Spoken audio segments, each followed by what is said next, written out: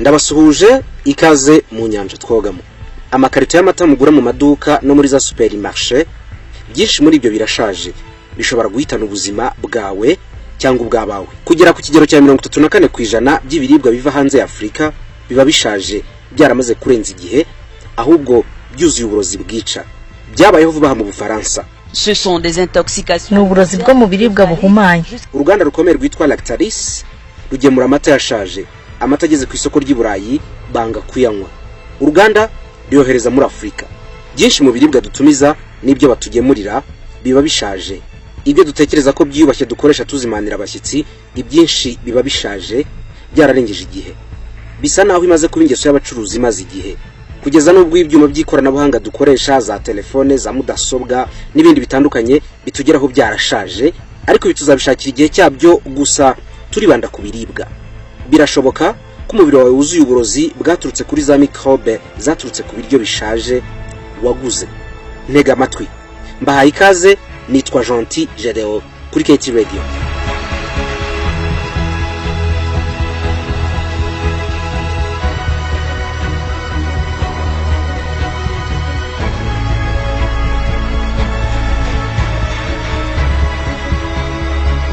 Reka mbere hafi ku irembo rya Hugurira cyangwa se ku muhanda hirya gato y'urugo rwawe, aho ukunda gutuma abantu umugati mu gitondo, wataha ugatahukana inyama zo kurarira.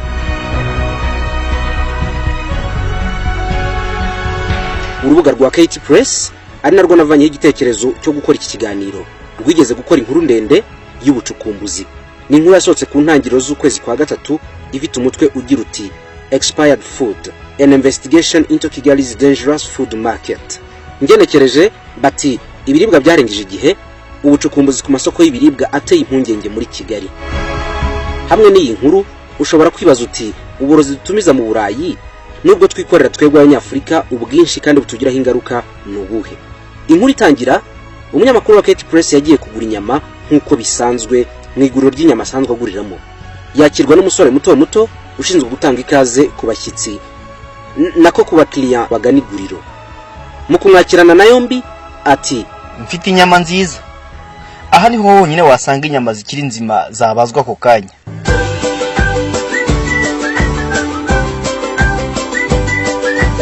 Nibwira ko wakiriwe yavuze ngo murakoze, kuri n'umuco mwiza. Kwakirana abakiriya na yombi. Mu magambo y'uyu musore wahaga umunyamakuru ikaze, yamubwiye ko hari itandukaniro hagati y'inyama zishaje ndetse n'inyama zikiri nzima, ariko ku muntu bimenyereye. Ubundi utabimenyereye ngo uragenda bakaguha izo bashaka.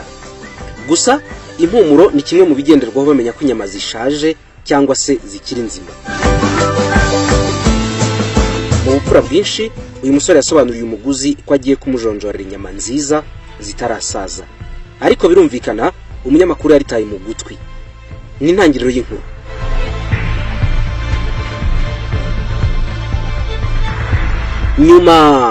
Nyuma cyane, uyu musore niwe wafashije ikipe y'abanyamakuru ba KT Press kugenzura ku masoko atandukanye n'amaguriro y'inyama mu mujyi wa Kigali, bazenguruka hirya no hino mu maguriro y'inyama aho tugurira buri munsi.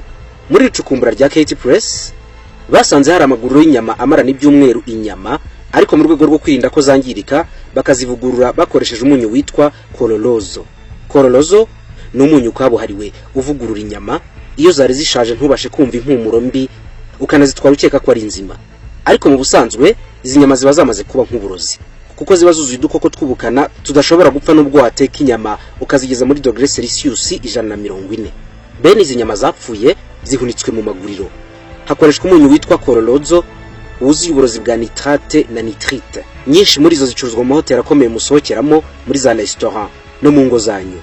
Icukumbura rya KT Press ryavuze ko ibiribwa byinshi turya birimo inyama, amasambusa, imigati ya pe viande na za sosiso bicuruzwa mu mijyi itandukanye yo mu Rwanda harimo n'umujyi wa Kigali. Byinshi muri ibyo biba byararengeje igihe ndetse byuzuye uburozi bukaze.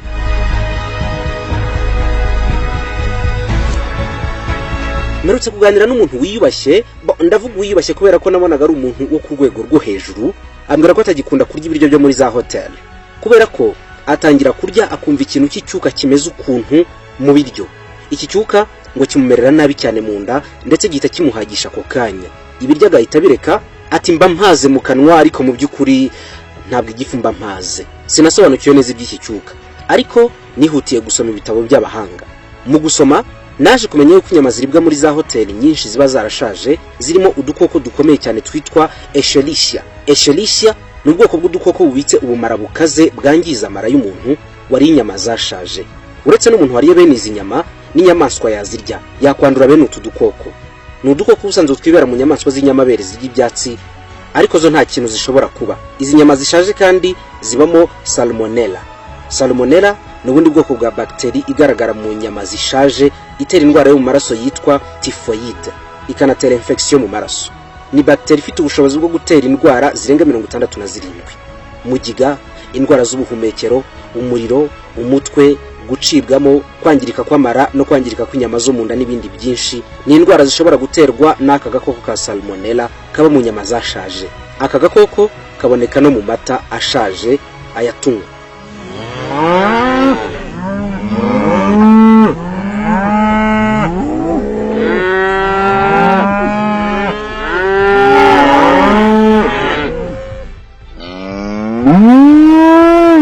Mu mata tunywa ashaje, yaba atunganyirizwa mu nganda cyangwa se amaterekano, aba mu bwoko bwinshi bw'udukoko, ariko nibura 29% ni udukoko twa Salmonella.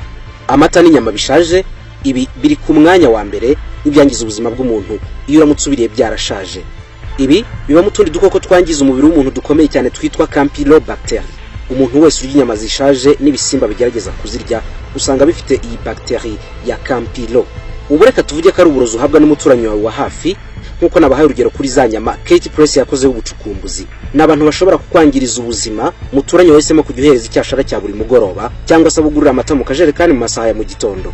Ariko Afrika muri rusange ni isoko ry'ibiribwa n'ibinyobwa byarengeje igihe bifatwa nk'imyanda deshe, kuko byamaze kwangirika kera.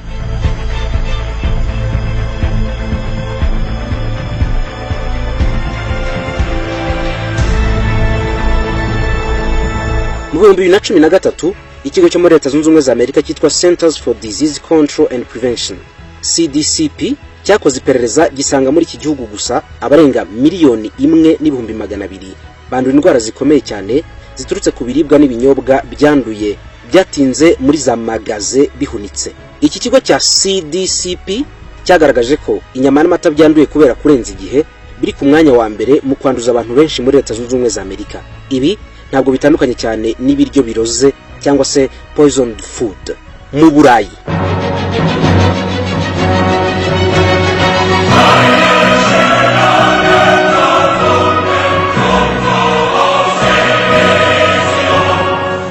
Mu Burayi iki kibazo kirakomeye cyane. Cette affaire est grave. Iki kibazo kirakomeye. Hagaragaye imyitwarire itari yo kwihanganirwa ishobora guhanwa.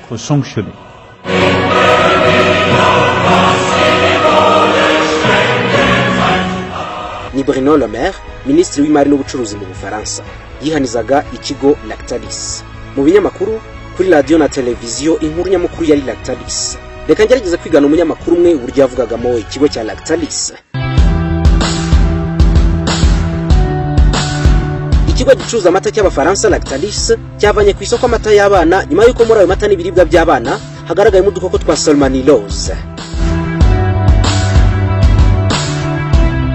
Osige nundi munyamakuru mu Faransa niganaga, nizere ko nabishoboye. Ce sont des intoxications. N'uburozi bwo mu biribwa buhumanye bushobora gukurura ubwandu bwo ku rwego rwo hejuru ku bana bakiri bato no ku bantu bakuze, bigatuma ubwirinzi bwabo bucika intege. Ibi binareba cyane ibihugu byinshi byo muri Afrika bitumiza aya mata mu Bufaransa.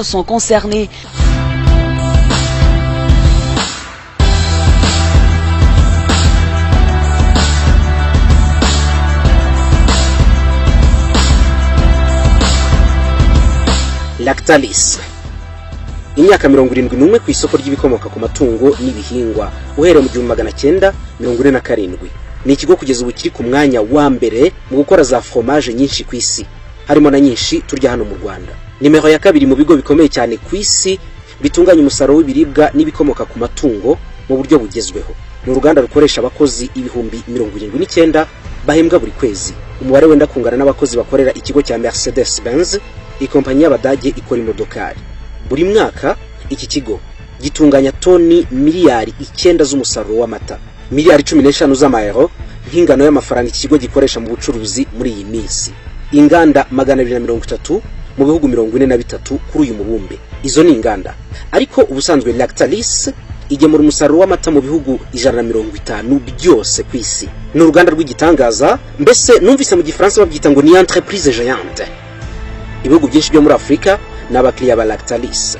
Mu biribwa by'abana, amata y'abantu bakuru, fromage mugura mu alimentation, inyama ziseye zo mu bikombe n'ibindi. Congo Brazzaville, Congo Kinshasa, Togo, Mali, Madagascar, Gabon, Afrika yose y'uburengerazuba, ofete n'u Rwanda rurimo. Turabakiriya bakomeye bimena ku bicuruzwa bigemurwa na Lactalis kuva mu myaka myinshi ishize.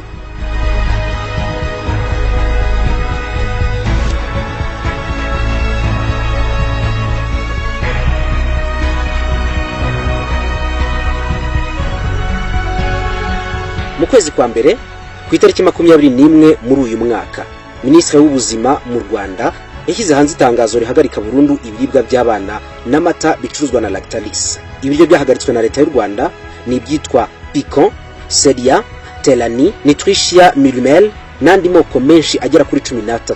Buri kiribwa kirazwe hano mu Rwanda ku masoko atandukanye. Ababyeyi benshi mufite abana ndabizi mutangaho ibyashara. Minisiteri y'ubuzima mu Rwanda yabihagaritse ivuga ko ibiribwa bitujuje ubuziranenge. Uko leta y'u Rwanda yari yahagaritse ibiribwa, ni nako mu bihugu nka Senegal, Ghana na Congo Brazzaville na Mali bari babihagaritse. Muri Mali, Bwana Mamadou Sakho ukuri ikigo gishinzwe ubwirinzi n'ubuziranenge mu biribwa n'ubuvuzi yabaye nk'uvugisha ukuri.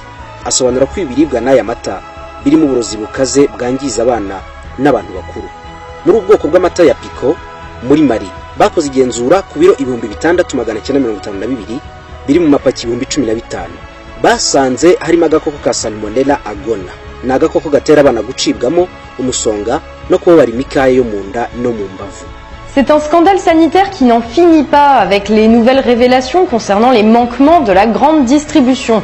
L'affaire Lactalis, du nom du géant laitier à l'origine de la commercialisation de lait infantile contaminé à la salmonelle. Byatangiriye he kugira ngo bimwe mu bihugu byo muri Afrika bihagarika isoko burundu ry'ibicuruzwa bya Lactalis. Pendant 7 mois, son petit a présenté tous les symptômes de la salmonellose. Diarrhée, reflux, douleurs, troubles du sommeil. Indwara z'ibimenyetso bikomeye zishobora guhitana ubuzima bw'abana. Umuriro mwinshi, umusonga, indwara z'amara, gucibwamo, kubura ibitotsi n'ibindi byose birimo n'umunaniro ukaze. Byarapimwe. N'ibimenyetso byapimwe ku bana banduye agakoko ka salmonellose. Umubyeyi wari ufite umwana wafashwe n'iyi ndwara yatangaga ubuhamya n'umujinya mwinshi. Depuis qu'on a changé de marque de lait, donc on est passé sur un autre lait d'une autre marque et d'un autre. Kuva nahindura ubwoko bw'amata nakoreshaga, sinzi niba ari uko natangiye gukoresha amata y'urundi ruganda, ariko umwana wanjye ahora arushye, ahorana agahinda, agakorora, agacibwamo, mbese umwana atandukanye nuko yarameze mbere. Ndashinja ikigo cya Lactalis nagiriye icyizere, ariko mu by'ukuri ntabwo bari bakwiye kwizerwa. Ndetse ejo bambwiye ko byageze kure ku buryo ubu ntazongera gukoresha ibiribwa bya Lactalis kubera ko byarantengushye. Lactalis parce qu'on a été complètement déçus en fait.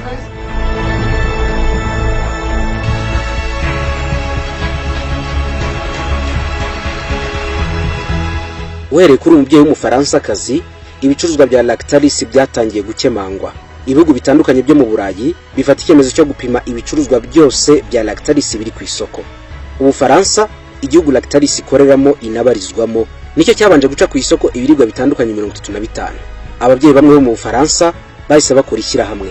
Za miliyoni z'amakarito y'ibiribwa bya Lactalis byari biri ku masoko byasubijwe mu bubiko bw'iki kigo.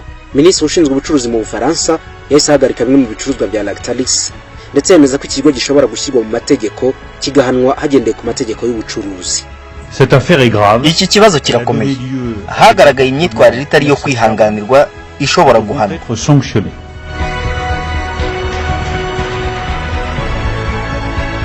Muri Espagne habonetse undi mwana ufite ibibazo nk'ibi ngibi byo kwandura indwara ya salmonellose.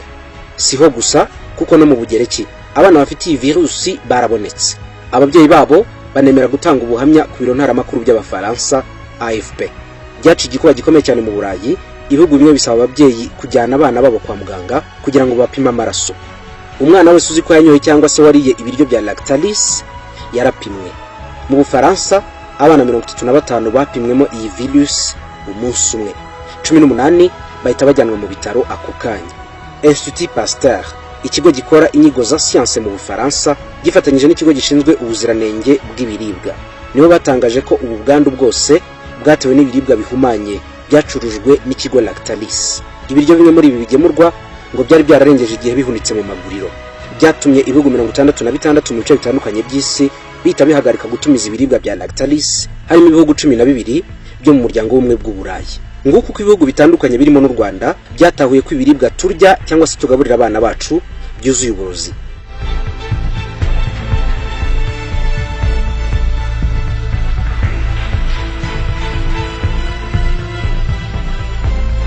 Igihugu cya Cameroon cyamaganye ibiribwa mbere y'icyacu gatoya.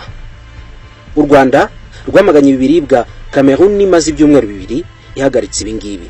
Iri tangazo risohoka muri Cameroon ryasanze hari amakarito arenga 550 yendaga kwinjira muri iki gihugu. Mbere gato Leta Zunze Ubumwe za Amerika, igihugu cya mbere gitumiza ibiribwa byinshi bya Lactalis, nacyo cyari cyahagaritse bene ibi biribwa. Leta ya Amerika itumiza 21% by'ibiribwa byose bigurishwa n'ikigo Lactalis. Nta gihugu gitumiza ibiribwa nk'ibi ngibi. Ibihugu 140 byose ku isi ubu byamaze guhagarika ubwoko 13 bw'ibiribwa bikorwa na Lactalis. Byinshi muri ibi biribwa ni ibikozwe mu nyama n'amata, harimo kandi amata y'ifu y'abana n'amata y'amasukano y'abana ndetse n'abantu bakuru. Hagendewe ku masezerano mashya y'ubucuruzi bw'ibikomoka ku biribwa n'amatungo yasinywe muri 2003, Lactalis ishobora guhanwa kubera kugemura ibiribwa byuzuye uburozi ku bushake.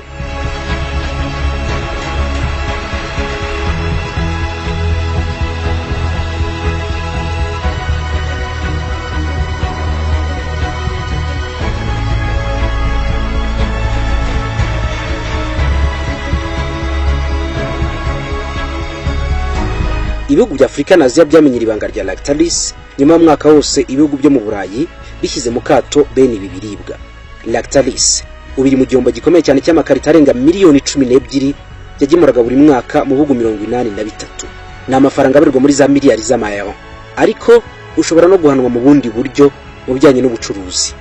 Byinshi mu biryo turya bivuye ku masoko y'u Burayi bitugeraho bimaze iminsi mu nzira, iminsi ishobora kugera kuri 60 bitewe n'icyabipakiye. Ariko na mbere yo gupakirwa mu makamyo cyangwa se mu mato, byinshi muri ibi biribwa biba bimaze iminsi bifungiranye mu mahunikiro y'izi nganda. Ikigo cy'Ubwongereza cy'ubwikorezi cyitwa Postal Transport cyemeje ko 63% by'ibiryo bikorera binyuzwa mu mazi biba byararengeje igihe. Ubucuruzi bw'ibikomoka ku mafi, amata, inyama, ibiribwa n'ibindi bitandukanye bishyirwaho amategeko yihariye y'ubucuruzi kuva mu mwaka wa 2003. Ni amategeko yashyizweho n'ibigo bitandukanye iyobowe n'ihuriro ry'abacuruzi ku isi. Ni amategeko akarishye kuri bene ibi biribwa kuko bifite ingaruka mbi kandi zihuse ku buzima bw'umuntu.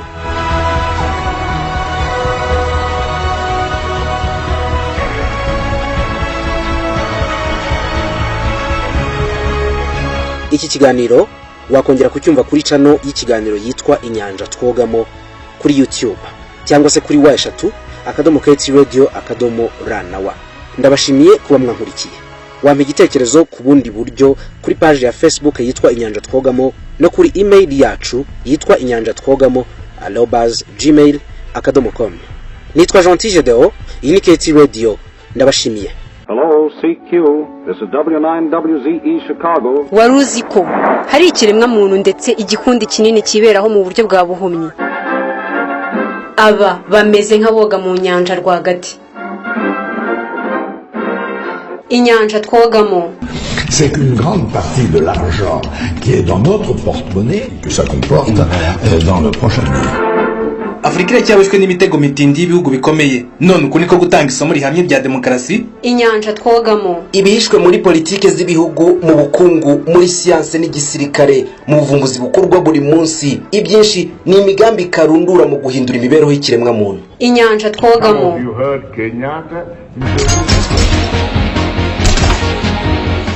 Inkuru zicukumbuye, imigambi minini y'ubutasi n'amabanga ameneka kubera kwitaranga kw'abashinzwe kuyarinda. Ubugizi bwa nabi n'iyicarubozo bikorerwa mu bwiru no kwangirika k'umubumbe dutuye ku mpamvu z'ubucuruzi.